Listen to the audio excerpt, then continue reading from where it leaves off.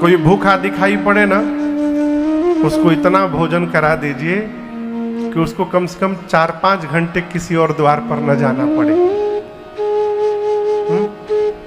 और एक बात कहें, इस प्रकार के कार्य करने के बाद छपने से बचा जाए। आप समझ रहे मेरी बात को? लोग दान भी इसलिए कर रहे हैं कि जगत जाने कि हम कर्ण के बाबूजी हैं, लोग जाने कि हमसे बड़ा धर्मात्मा कौन है। मैंने एक फोटो देखी थी, मैं आपको इसलिए मैं बता रहा हूं, मुझे इतना दुख हुआ देख करके। एक जगह लोग 10-12 श्रीमंत लोग केला दान कर रहे थे। केला समझ रहे हैं ना, बनाना, केला दान कर रहे थे। एक केला 5 आदमी पकड़ा हुआ था। केला कितना है?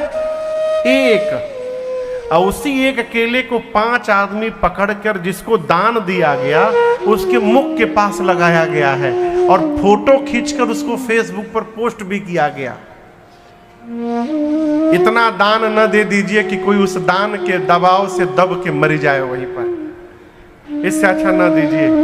और आप एक से बात कहूं आपको, आप किसी को दान देकर यदि उसको फोटो छपवा रहे हैं तो आप दान नहीं दे रहे हैं, सामने वाले की इज्जत की धज्जियां उड़ा रहे हैं।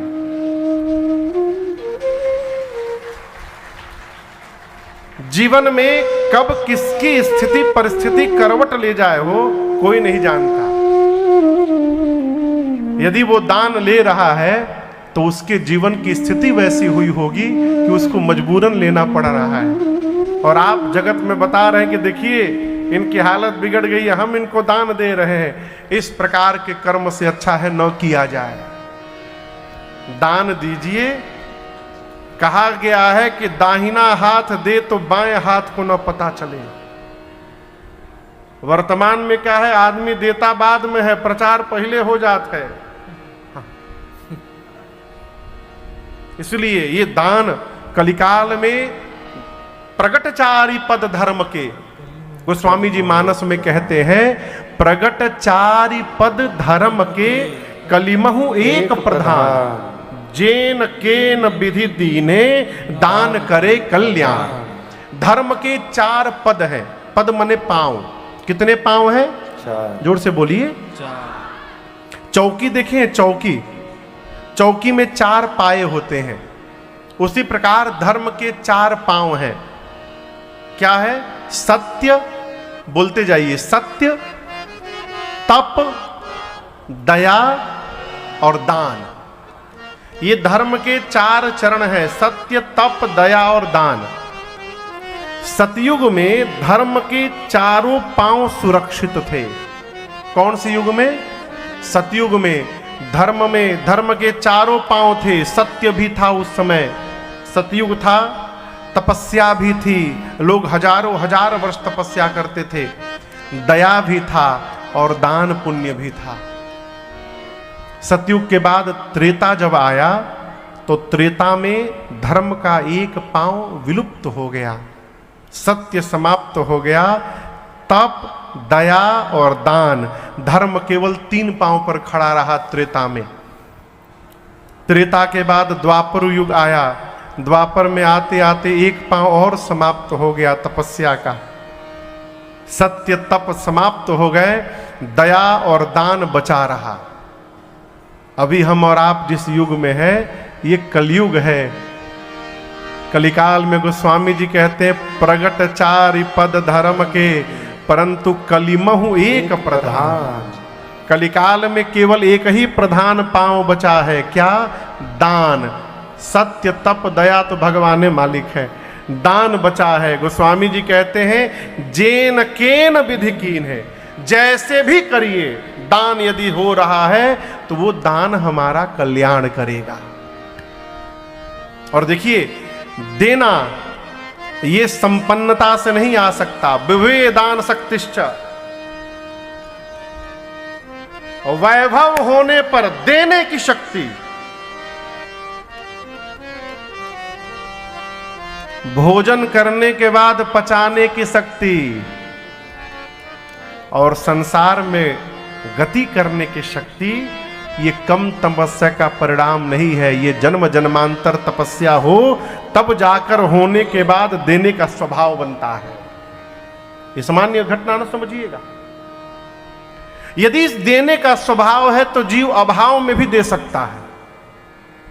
मैं आपको घटना सुनाऊं, हमारे ये सत्य घटना है। हमारे श्रीधाम अयोध्या जी में एक आश्रम पर भंडारा चल रहा था। सुरेश बाबू, क्या चल रहा था?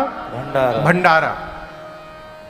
तो लोग भंडारे में अपने अपने पितरों के नाम से कह रहे थे, महाराज जी ये हमारे बाबा जी के नाम से ये रखिए, 50,000 रुपया भंडारा में लगा दीजिएगा। कोई 1 लाख दे रहा है, कोई 2 लाख दे रहा है।